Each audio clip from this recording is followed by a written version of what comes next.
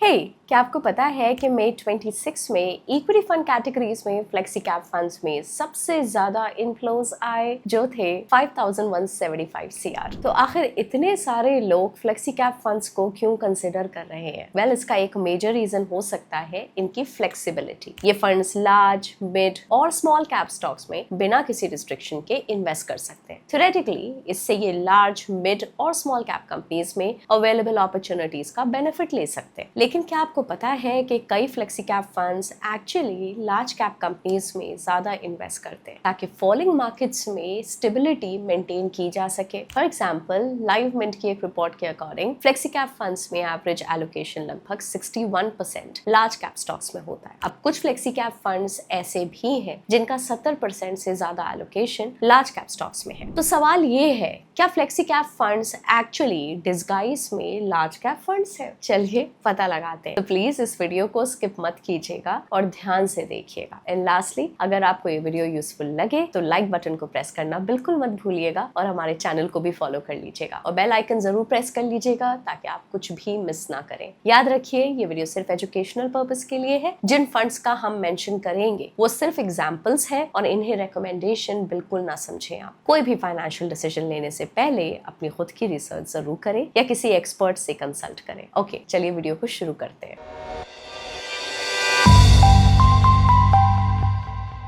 सबसे पहले इन flexi cap funds के मार्केट कैपिटलाइजेशन एलोकेशन को सेम फंड हाउस के लिए लार्ज कैप फंड्स के साथ कंपेयर करते हैं और देखते हैं कि टाइम के साथ मार्केट कैप एलोकेशन कैसे चेंज हुआ है। अगर आप बंधन फ्लेक्सी कैप फंड और बंधन लार्ज कैप फंड के पोर्टफोलियो होल्डिंग्स देखेंगे तो आपको पता चलेगा कि बंधन फ्लेक्सी कैप फंड में मिड और स्मॉल कैप स्टॉक्स का एलोकेशन बंधन लार्ज कैप फंड के कंपैरिजन में ज्यादा है। बंधन फ्लेक्सी कैप फंड में लार्ज कैप स्टॉक्स का एलोकेशन भी कंसिस्टेंटली ज्यादा रहता है, लेकिन लार्ज, मिड, स्मॉल कैप्स के बीच एक्टिव रीबैलेंसिंग का भी एलिमेंट है जो टाइम के साथ होता रहता है। हमारे ऑब्जर्वेशन पीरियड के दौरान स्मॉल कैप्स का एलोकेशन 9% से 17% के बीच रह चुका है। अगर आप HDFC फ्लेक्सी कैप फंड को HDFC लार्ज कैप फंड के साथ कंपेयर करेंगे तो HDFC लार्ज कैप फंड में लार्ज कैप स्टॉक्स का एलोकेशन काफी ज्यादा है जो लार्ज कैप थीम के ऑब्जेक्टिव के अकॉर्डिंग है, लेकिन HDFC फ्लेक्सी कैप फंड भी कंसिस्टेंटली 70% से ज्यादा एलोकेशन लार्ज कैप स्टॉक्स में मेंटेन करता है। HDFC लार्ज कैप फंड में मिड कैप स्टॉक्स का एलोकेशन ज्यादा है, जबकि HDFC फ्लेक्सी कैप फंड में स्मॉल कैप स्टॉक का एलोकेशन ज्यादा है। यहाँ Canara Robeco large cap fund में Canara Robeco flexi cap fund के कंपैरिजन में लार्ज कैप्स का एलोकेशन काफी ज्यादा है। However, Canara Robeco flexi cap fund भी कंसिस्टेंटली 70% से ज्यादा एलोकेशन लार्ज कैप स्टॉक्स में मेंटेन करता है। अब Canara Robeco flexi cap fund में लार्ज कैप फंड्स के कंपैरिजन में मिड और स्मॉल कैप स्टॉक्स का एलोकेशन काफी ज्यादा है। एक इंपॉर्टेंट पॉइंट ये है कि HDFC लार्ज कैप फंड और Canara Robeco large cap fund दोनों में स्मॉल कैप स्टॉक्स का एलोकेशन ऑलमोस्ट जीरो है। यहाँ कोटक लार्ज कैप फंड में कोटक फ्लेक्सी कैप फंड के कंपैरिजन में लार्ज कैप्स का एलोकेशन काफी ज्यादा है। दोनों फंड्स में स्मॉल कैप स्टॉक्स का एलोकेशन सिमिलर है। However, Kotak flexi cap fund में मिड कैप एलोकेशन काफी ज्यादा है compare to Kotak large cap fund. जैसे कि आप डेटा से देख सकते हैं, इन फ्लेक्सी कैप फंड्स में सेम AMC के लार्ज कैप फंड्स के कंपैरिजन में लार्ज कैप एलोकेशन लोअर है। हाउएवर, इनमें से मोस्ट फ्लेक्सी कैप फंड्स में सेम AMC के लार्ज कैप फंड्स के कंपैरिजन में मिड और स्मॉल कैप स्टॉक्स का एलोकेशन हायर है। अब चलिए इन फ्लेक्सी कैप फंड्स का पोर्टफोलियो ओवरलैप भी चेक कर लेते हैं। जैसे कि आप इस टेबल में देख सकते हैं, इनमें से मेजॉरिटी फ्लेक्सी कैप फंड्स का लार्ज कैप फंड्स के साथ पोर्टफोलियो ओवरलैप लगभग 50% के आसपास है, लेकिन Canara Robeco flexi cap fund का Canara Robeco large cap fund के साथ पोर्टफोलियो ओवरलैप लगभग 75% है, जो काफी ज्यादा है। अब चलिए इन फ्लेक्सी कैप फंड्स और लार्ज कैप फंड्स के टॉप 10 पोर्टफोलियो होल्डिंग्स को कंपेयर करते हैं। जैसे कि आप टेबल में देख सकते हैं, दोनों फंड्स के टॉप 10 स्टॉक्स में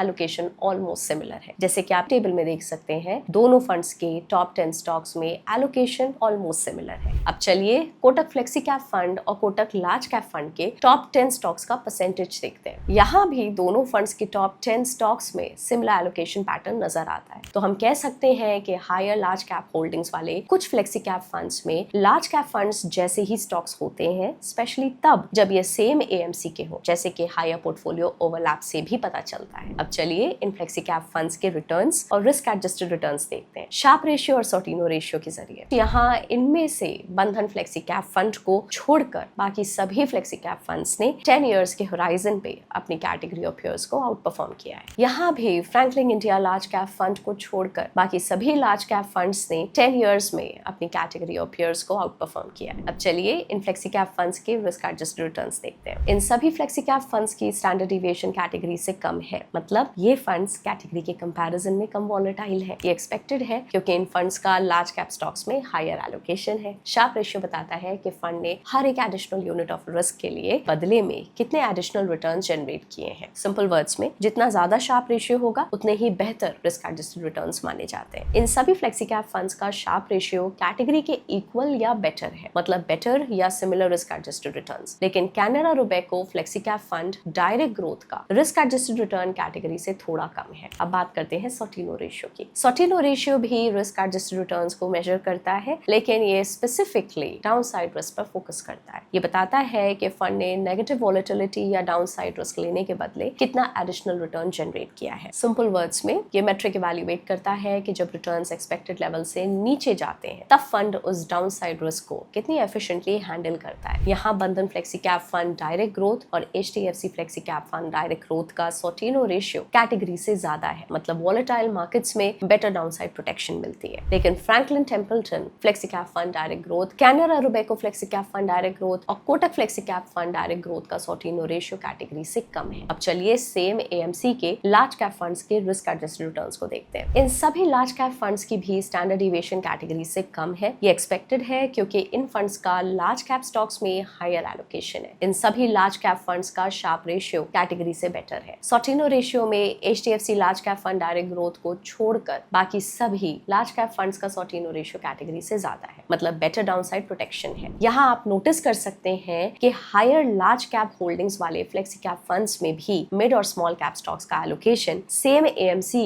के लार्ज कैप फंड्स के कंपैरिजन में सिग्निफिकेंटली ज्यादा है। ये साबित करता है कि ये flexi cap funds large cap funds in disguise नहीं है, ये जेन्युइनली फ्लेक्सी कैप फंड्स की तरह काम करते हैं और मिड और स्मॉल कैप स्पेस की अपॉर्चुनिटीज कैप्चर करने की कोशिश करते हैं। अब इन फ्लेक्सी कैप फंड्स का सेम फंड हाउस के लार्ज कैप फंड्स के साथ हायर पोर्टफोलियो ओवरलैप है। ये इसलिए पॉसिबल है क्योंकि काफी एएमसीज अपने मैनेज किए गए फंड्स में सिमिलर इन्वेस्टमेंट अप्रोच फॉलो करते हैं। इसलिए अलग अलग एएमसी के फंड्स में डाइवर्सिफाई करना कंसिडर किया जा सकता है ताकि डिफरेंट इन्वेस्टमेंट स्टाइल्स का फायदा मिल सके। याद रहे ये वीडियो सिर्फ एजुकेशनल पर्पसेस के लिए है। इक्विटी फंड्स को इवैल्यूएट करते वक्त रिटर्न्स के साथ साथ रिस्क एडजस्टेड रिटर्न्स जैसे मैट्रिक्स को भी समझना हेल्पफुल हो सकता है। अगर ये वीडियो हेल्पफुल लगी हो तो इसको लाइक करें, शेयर करें और हमारे चैनल को सब्सक्राइब करना ना भूलें। मिलते हैं आपसे अगले वीडियो में। Until then, bye bye.